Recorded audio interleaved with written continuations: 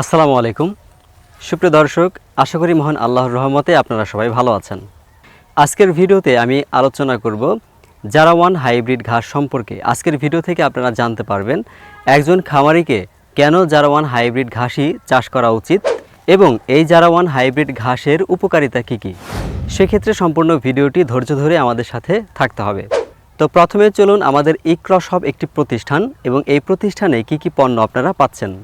গবাদি পশুর জন্য হাইব্রিড ঘাসসমূহ: জারাওয়ান hybrid, smart napier, Guatemala, American ঘাস যেটাকে আমরা ক্যালসিয়াম ঘাস বলে জানি। এছাড়া পানিতে চাষের উপযুক্ত অজানা super hybrid, white hybrid German. আধুনিক পদ্ধতিতে মাছ চাষের জন্য কোরিয়ান ত্রিপল, মটর, স্টোন, মিটার সহ মাছ চাষের যাবতীয় সামগ্রী আমাদের সব থেকে পেয়ে যাবেন। এছাড়া পোল্ট্রি সেক্টরের মধ্যে পাবেন চায়না গ্যাস ব্রুডার, মুরগির ড্রিঙ্কার, খাবারের পাত্র সহ নানা ধরনের পণ্য সামগ্রী। যে কোনো পণ্য অর্ডারের জন্য আপনারা ভিজিট করতে পারেন আমাদের ওয়েবসাইট www.ikrashop.com। এছাড়াও সরাসরি অর্ডার করুন আমাদের হোয়াটসঅ্যাপ এবং ইমোতে 01315326081। সম্মানিত দর্শকবৃন্দ, চলুন এবার মূল ভিডিওতে চলে আসি। আমি বলেছিলাম আজকের ভিডিওতে আমরা জানতে পারবো জারাওয়ান হাইব্রিড ঘাস সম্পর্কে বিস্তারিত তথ্য। প্রথমে আমরা জানবো জারাওয়ান হাইব্রিড ঘাসের কিছু বৈশিষ্ট্য। জারাওয়ান হাইব্রিড ঘাসটি অন্যান্য ঘাসের তুলনায় নরম থাকে এবং স্বাদেও কিছু তারতম্য রয়েছে। বিশেষ করে অন্যান্য ঘাসের তুলনায় জারাওয়ান হাইব্রিড ঘাসটি স্বাদে একটু মিষ্টি ভাব বেশি থাকে, যে কারণে কিন্তু গরু, মহিষ, ছাগল, ভেড়া, গড়াল সকল প্রাণীই কিন্তু এটা বেশি পছন্দ করে। জারাওয়ান হাইব্রিড ঘাসের আরও একটি উল্লেখযোগ্য বৈশিষ্ট্য হলো এই ঘাসটিতে ধার কম থাকে। আপনারা জানেন নেপিয়ার বা অন্যান্য ঘাসে কিন্তু কাটার পরিমাণটা অনেক বেশি থাকে, ধারটা বেশি থাকে, যে কারণে পশুতে খেতে কমফোর্ট ফিল করে না। কিন্তু জারাওয়ান হাইব্রিড ঘাসটিতে আপনার এই ধারের পরিমাণ খুবই কম, কাটার পরিমাণটি খুবই কম থাকে, যে কারণে অনায়াসেই প্রাণী এটা খেতে পারে এবং পছন্দ করে।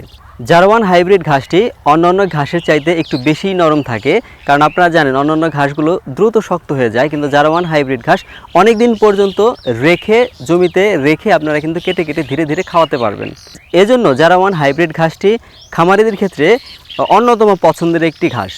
এবার আমরা দেখব জারাওয়ান হাইব্রিড ঘাসের কিছু পুষ্টিগুণ। এই জারাওয়ান হাইব্রিড ঘাসটিতে অধিক পরিমাণে প্রোটিন থাকে, এছাড়া রয়েছে পর্যাপ্ত পরিমাণে নিউট্রিশন, যেটা আসলে গরুর জন্য প্রয়োজন। আমি আপনাদেরকে বলি, এই জারাওয়ান হাইব্রিড ঘাসটি যাদের আপনারা মোটা তাজাকরণের খামার পরিচালনা করেন গরুর ক্ষেত্রে বা ছাগলের ক্ষেত্রে, গড়ালের ক্ষেত্রে, যে গরুকে মোটা তাজা করবেন অল্প সময়ের মধ্যে, তাদের জন্য কিন্তু এই জারাওয়ান হাইব্রিড ঘাসটি সবচেয়ে বেস্ট।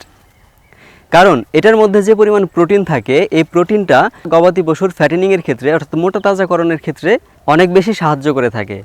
এছাড়াও যাদের দুগ্ধজাত ফার্ম আছে, অর্থাৎ ডেয়ারি সেক্টরে যারা আপনার গরু পালেন, অর্থাৎ এখানে হলিস্টিন ফ্রিজিয়ান জাতের হইতে পারে, শাহিওয়ালের হইতে পারে, দেশি জাতের যে সমস্ত গরু থাকে যারা দুধ দেয়, তাদের কিন্তু দুধের প্রোডাকশন বাড়ায় নিয়ে আসে, কারণ এটার মধ্যে পর্যাপ্ত পরিমাণে প্রোটিন আছে এবং এটার মধ্যে পর্যাপ্ত পরিমাণে মিনারেলস আছে, যেটা দুধ বাড়ানোর ক্ষেত্রে সাহায্য করে। নানা গুণে গুণান্বিত হলো এই জারাওয়ান হাইব্রিড ঘাস। তো এখানে মূল ফ্যাক্টর যে বিষয়টা, সেটা হলো আপনাকে অবশ্যই অরিজিনাল জাতের জারাওয়ান হাইব্রিড ঘাসটা হইতে হবে। আপনারা জানেন জারাওয়ান হাইব্রিড ঘাসের অরিজিন হলো চায়না, অর্থাৎ চায়না থেকে এই ঘাসটি প্রথম উৎপাদন শুরু করা হয় এবং যেটা আমরা বাংলাদেশে জানতে পারি ডক্টর জহির স্যারের মাধ্যমে। আপনারা যারা ডক্টর জহির স্যারকে চেনেন তারা কিন্তু জানেন তিনি প্রথম বাংলাদেশে আমাদেরকে পরিচয় করিয়ে দেয় জারা ঘাস সম্পর্কে। তো এজন্য জারাওয়ান হাইব্রিড ঘাস আমরা যে কাটিংগুলো দিচ্ছি, এটা কিন্তু 100% আপনার জারাওয়ান হাইব্রিড হবে, এতে কোনো ধরনের সন্দেহ নাই। এর পুষ্টিগুণ আমরা জেনেছি এবং কেন চাষ করবো সেটাও আমরা জেনেছি। তো এবার আমাদের জানা উচিত যে কিভাবে এটাকে চাষ করতে হয়। তো চলুন ধাপে ধাপে সেই বিষয়টি আমি আপনাদেরকে দেখাচ্ছি আজকের ভিডিওতে।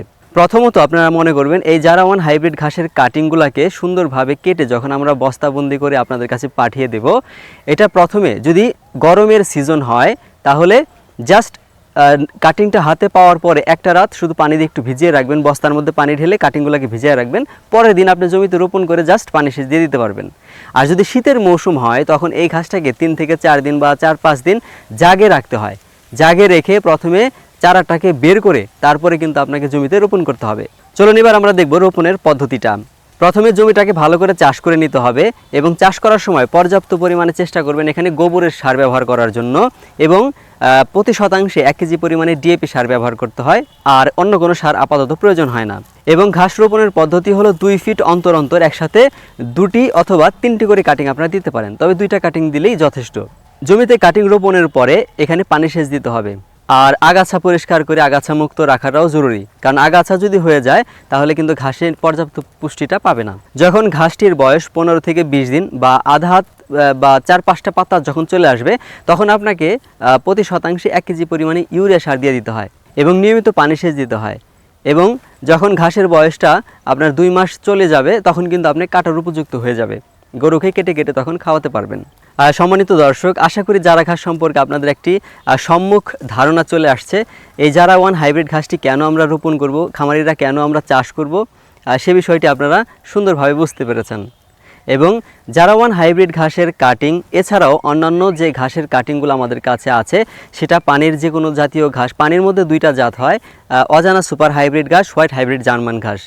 আর শুকনো জমির জন্য জারা 1 হাইব্রিড ঘাসটি সবচেয়ে বেস্ট। এছাড়া ক্যালসিয়ামের জন্য এক্সট্রা করে গুয়াতিমালা একটি ঘাস আছে, সেটাও আপনারা নিতে পারেন।